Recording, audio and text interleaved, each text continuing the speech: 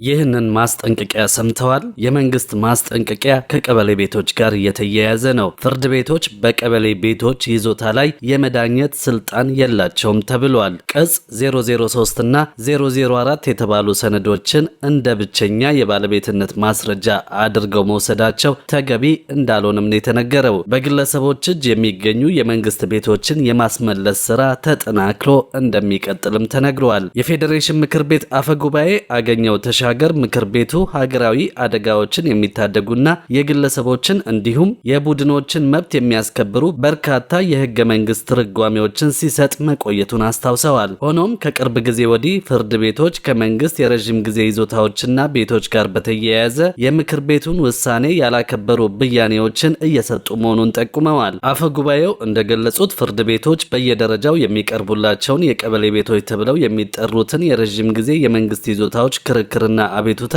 የመዳኘት ስልጣን የላቸውም። አፈ ጉባኤው ዋና ዋና ምክንያቶችን ሲያብራሩ እንዳሉት ምክር ቤቱ ሰኔ 25 ቀን 2016 ዓ.ም በመዝገብ ቁጥር 113/16 በሰጠው ውሳኔ ለረዥም ጊዜ በመንግስት ቁጥጥር ስር ያሉ ቤቶች ከአዋጅ ውጭ ተይዘዋል የሚል ክርክር ስልጣን ባለው አካል እስካልተረጋገጠ ድረስ ቤቱ የመንግስት እንደሆነ ተደርጎ እንደሚወሰድ አስገዳይ ትርጓሜ ተሰጥቷል። በአዋጅ ቁጥር 47/67 መሰረት የመንግስት የተደረጉ የትርፍ ቤቶች ክርክርን የማየት ስልጣን በአዋጅ ቁጥር 110/87 መሰረት ለፕራይቬታይዜሽን ኤጀንሲ የተሰጠ እንጂ ለፍርድ ቤቶች አለመሆኑ ተብራርቷል። ይህ መብትም በአዋጅ ቁጥር 572/2000 ዓ.ም በይርጋ የታገደ መሆኑ ተጠቅሷል። ፍርድ ቤቶች ቅጽ 003 እና ቅጽ 004 የተባሉ ሰነዶችን እንደ ብቸኛ የባለቤትነት ማስረጃ አድርገው መውሰዳቸው ተገቢ እንዳልሆነም ተገልጿል። ምክር ቤቱ በተለያዩ ጊዜያት የረዥም ጊዜ የመንግስት ቤቶችን ይዞታ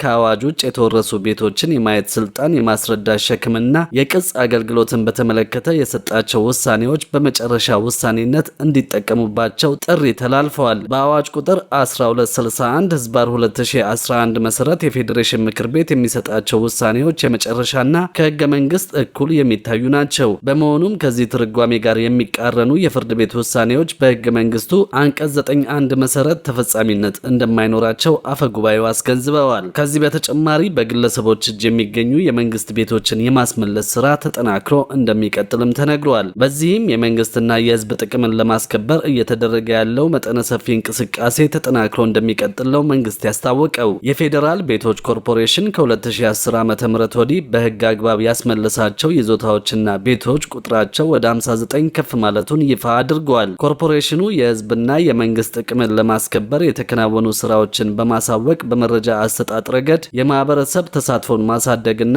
ኮርፖሬሽኑ በህገ ወጦች የተወሰዱ ቤቶችን መረጃን ብቻ መሰረት አድርጎ በህግ አግባብ የማስመለስ ተግባሩን አጠናክሮ እንደሚቀጥልም አረጋግጠዋል። ኮርፖሬሽኑ ሁለንተናዊ ተቋማዊ ሪፎርም በማድረግ ከነበረበት ውስብስብ ችግር ተላቆ ጠንካራና ትርፋማ መንግስታዊ የልማት ድርጅት ለመሆን መብቃቱንም አሳውቀዋል። የኮርፖሬሽኑ ለውጥና ስኬት በገቢ እድገት፣ በአገራዊ ኢኮኖሚ አበርክቶና የቤት ልማት ዘርፉን በማሳደግ መሆኑን ጠቅሶ የህዝብና የመንግስት የሆኑ ይዞታና ቤቶችን ህልውና ለማስጠበቅ እየተከናወኑ ያሉ ውጤታማ ስራዎችን በጉልህ እንደሚጠቀስ ተነግረዋል። በዚህም በተለይ የመንግስት ይዞታና ቤቶች ህልውናን ለማስጠበቅ ኮርፖሬሽኑ በፍርድ ቤት ክርክር ከ2010 ዓ.ም ወዲህ ስኬታማ ስራ ማከናወኑን አስታውቀዋል። ለረዥም ዓመታት የተያዙ ይዞታዎች የመንግስትና የህዝብ ሀብት መሆናቸው በፍርድ ቤት መረጋገጡ ማህበረሰባዊ ፍትህን የሚያረጋግጥ መሆኑንም ጠቅሷል። ኮርፖሬሽኑ ይዞታዎችን መረጃና ማስረጃን መሰረት አድርጎ በፍርድ ቤት ተከራክሮ ማሸነፍ መቻሉ የተቋሙ ጠንካራ አቋምን የሚያሳይ ነው ተብሏል። ኮርፖሬሽኑ በቀጣይም መረጃን መሰረት አድርጎ ያለ አግባብ በህገ ወጦች የተወሰዱ ይዞታና ቤቶችን በህግ አግባብ ለማስመለስ እንደሚሰራ አስታውቋል። የመንግስት ቤት የነበሩ በርካታ